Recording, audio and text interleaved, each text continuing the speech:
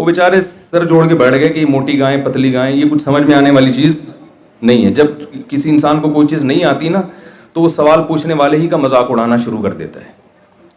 तो उन्होंने कहा अज़ग़ास व अहलाम, बादशाह सलामत, ये कुछ परागंदा ख्यालात हैं। असल में आप सारा दिन हुकूमती कामों में मसरूफ़ रहते हैं, बगावत के ख़तरे, तो वो मुख्तलिफ मुंतशिर ख्यालात ख्वाब बन के आपके सामने आ गए। मोटी गायें पतली गायें ये सब चीज़ें, कोई मतलब नहीं है इसका। अच्छा ख्वाब होता तो हम ताबीर बताते। यूसुफ अलैहिस्सलाम को बताया गया, यूसुफ अलैहिस्सलाम ने ख्वाब की ताबीर बताई कि अनकरीब मुल्क में कहत पड़ने वाला है, 7 साल शदीद कहत रहेगा और वो पूरे मुल्क की मईशत की ऐसी की, शुक्र है आप लोग बोले, ऐसी की तैसी कर देगा, बेड़ा गर्क होने वाला है। लिहाजा अभी से अगले 7 सालों के लिए गंदम को स्टोर करना शुरू कर दें। पूरी दुनिया में कहत पड़ेगा, पूरी दुनिया यहां आएगी लेने के लिए, तो आपने स्टॉक करना है अपने लिए भी और दुनिया के लिए भी। उसका फायदा यह होगा कि आप फरोख्त करेंगे तो आपकी मईशत और मजबूत होगी। बादशाह ने बुलाया, बड़ा खुश हुआ बादशाह के, यार ये तो हमें बड़ी तबाही से बचाया। तो बादशाह ने कहा कि आप मांगिए, क्या मांगते हैं। ये बहुत अहम पॉइंट है जो मैं आपसे जिक्र कर रहा हूं, बस ये थोड़ी देर आप तवज्जो के साथ सुनिए। बादशाह ने कहा कि आपको क्या चाहिए। जाहिर एक सही ख्वाब बताया ना कि आप मांगे, क्या मांगते हैं। अब आप बताइए, मैं और आप होते तो हम अपने विजन को सामने ना रखते, हम अपने पेट को सामने रखते।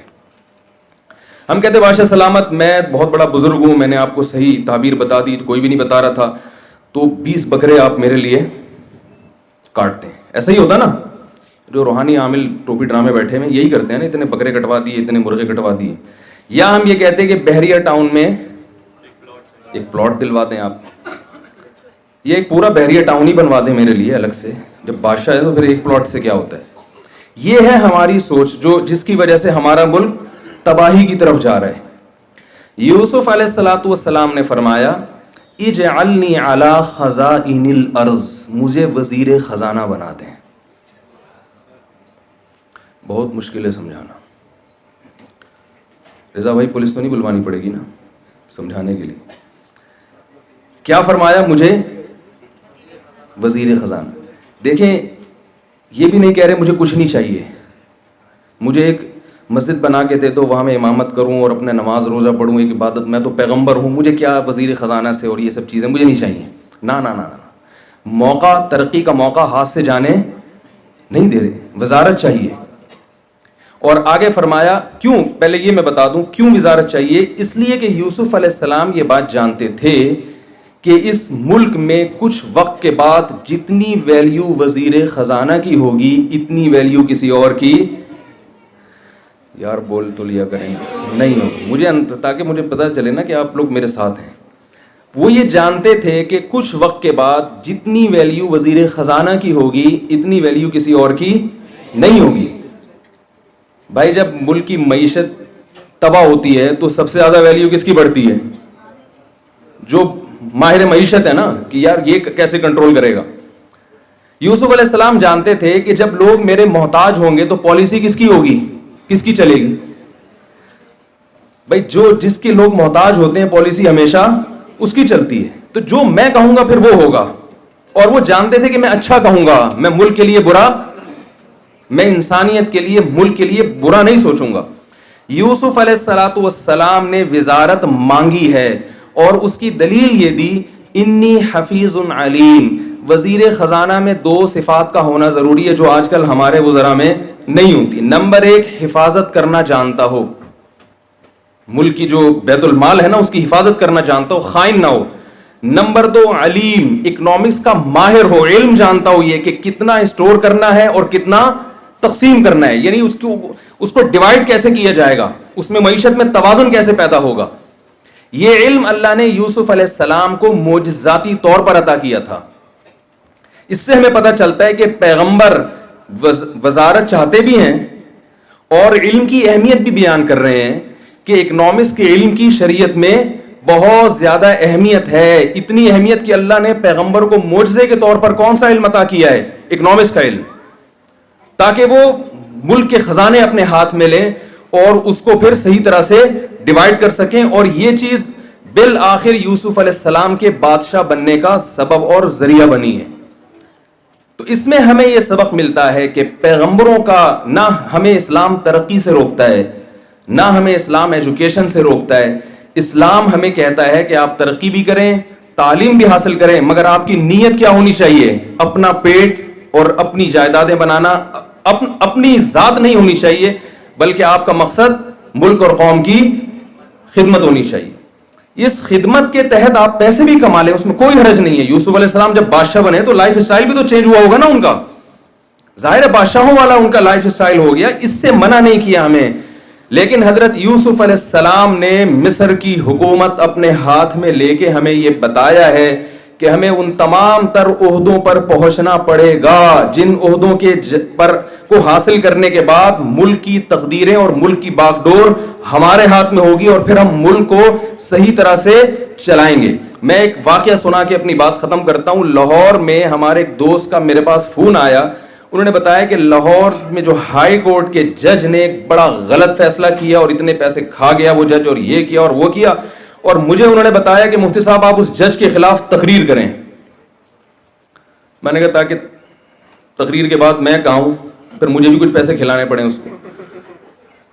वो एक वाकया है ना कि वो एक भाई वकला बैठे हैं, बहुत माजरत है, आप लोगों के अलावा की बात हो रही है, जजेस भी बैठे हैं, वकला भी बैठे हैं, इन जजेस और वकला के अलावा की बात कर रहा हूं मैं।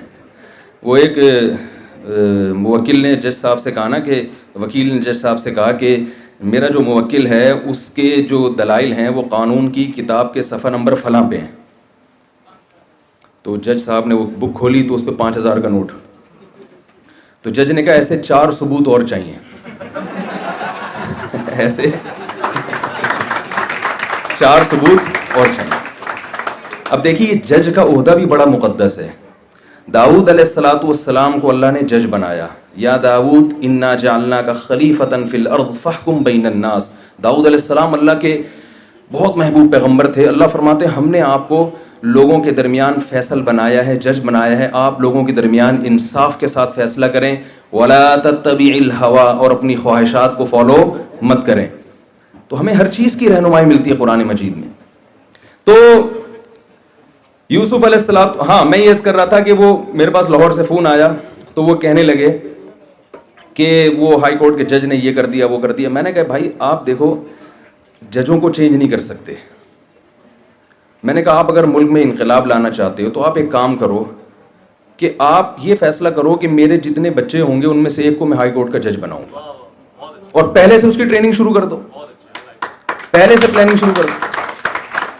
भाई कोई गवर्नमेंट की तरफ से पाबंदी तो नहीं है ना कि लाहौर वाले जज नहीं बन सकते या फलां इलाके के लोग नहीं बन सकते। वो तो अभी तक किसी हद तक तो मेरिट की बेस पे ही चल रहा है, कुछ ना कुछ तो होगा ना। यानी चलो मेरिट की बेस पे 100% नहीं आते तो 1% तो जाएंगे ना। और ये पहले से प्लानिंग करना औलाद के लिए भी कुरान से साबित है। हजरत मरियम रजी अल्लाह ताला अन्हा, उनकी जो वालदा थी आले इमरान की जोजा, उनके यहां बच्चे की विलादत अभी हुई नहीं है, बच्चा मां के पेट में है और पहले से उसकी प्लानिंग कर रही है। रब्बी इन्नी नज़रतु लका मा फी बतनी मुहर्ररन फतक़ब्बल मिन्नी, अल्लाह मैं उसे तेरे दीन के लिए वक़फ़ कर रही हूं।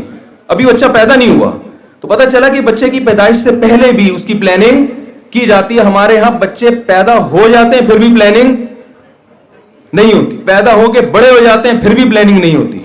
बच्चों की प्लानिंग तो हो रही है कि कितने पैदा करने कितने नहीं करने, पैदा होने के बाद उनकी कोई प्लानिंग नहीं है कि हो गए तो अब बनाने क्या इसको।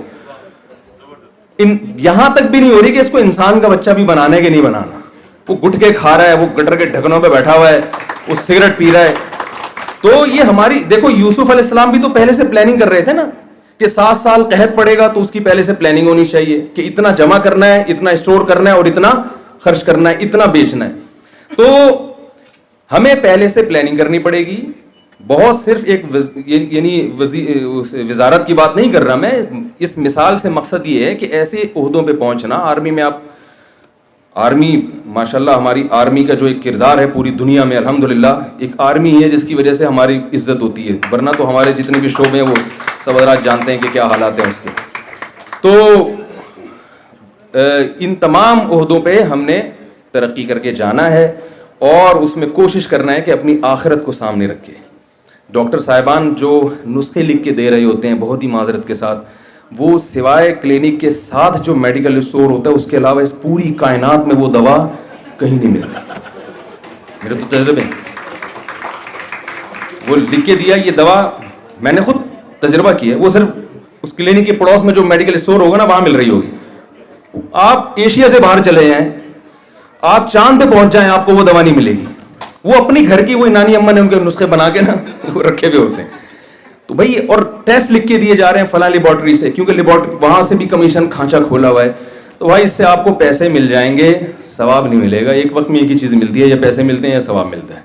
तो आप कमाएं पैसे, हम आपको मना नहीं करते। जाहिर है आपने एक तालीम पे पैसा खर्च हुआ और वो पेशेंट भी आपको पैसे देगा। अभी यहाँ बात हो रही थी ना कि वो कितने गरीबों में मुफ्त दवाएं तकसीम की, तो ठीक है, ये भी बहुत अच्छी बात है, लेकिन पैसे भी लेने चाहिए। जो मालदार लोग हैं वो क्यों, वो हर जगह पैसा खर्च करें, तो इलाज पे क्यों खर्च नहीं कर रहे? लेकिन आपकी नीयत इलाज की भी होनी चाहिए, मरीज के साथ, पेशेंट के साथ खैरख्वाही होनी चाहिए। ये जो अभी शायरी का प्रोग्राम चल रहा था, मेरी आदत है बयान के दौरान चुटकुलों की, ये जो अभी शायरी का प्रोग्राम चल रहा था ना, तो मुझे एक बार बार शेर याद आ रहा था कि अब ये तो अल्लामा इकबाल के अशार हैं जिनकी उर्दू बड़ी गाढ़ी है। तो टेक्नोलॉजी का ज़माना है ना, तो टेक्नोलॉजी के लिहाज से शायरी भी चेंज हो रही है। अच्छा, जो मैसेज मैं देना चाहता हूँ वो तो मिल गया ना आप हजरात को। भाई हर शोबे में तरक्की करनी है, मुल्क की बागडोर अपने हाथ में लेनी है, और मकसद क्या होना चाहिए? कौम की खिदमत। इससे हमारी, जब एक दरख्त लगाने पर इतना सवाब है तो इंसानों की खिदमत करने पर कितना सवाब होगा। तो वो टेक्नोलॉजी चेंज होने के लिए हो रही है ना, तो शायरी भी चेंज हो रही है। पुराने ज़माने में बचपन में मैंने कोई गाना सुना था, उसके एक शेर था, कोई हुस्न हाजिर है मोहब्बत की सज़ा पाने को, कोई पत्थर से ना मारे मेरे दीवाने को। यानी शायर कह रहा है कि वो महबूबा कह रही है कि भाई ये मेरा कसूर नहीं है, ये तो सॉरी ये आशिक का कसूर नहीं है, तो मेरा कसूर है कि मैं इतनी हसीना हूँ जिसकी वजह से ये दीवाना हो गया, लोग इसको कूटने, तो मुझे कूटो। उसको किसी ने चेंज किया है टेक्नोलॉजी के लिहाज से ना, कि कोई पत्थर से ना मारे मेरे दीवाने को, बम का जमाना उड़ा दो साले को।